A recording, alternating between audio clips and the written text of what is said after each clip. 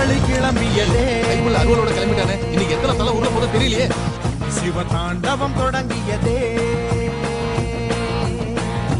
சும்மா கிடந்த சங்கை ஊத்தி விட்டாய், சிவனேனு கிடந்த பண்ணை செய்தி விட்டாய். சும்மா கிடந்த சங்கை ஊத்தி நீ ஒரு அப்பனுக்கு பிறந்திருந்தா அடிச்சு விட்டாய். கோடீஸ்வரா, உங்களை எல்லாம் பார்த்தா எனக்கு பாவமா. இது வரைக்கும் யாரும் எனக்கு தொட்டதில்லை.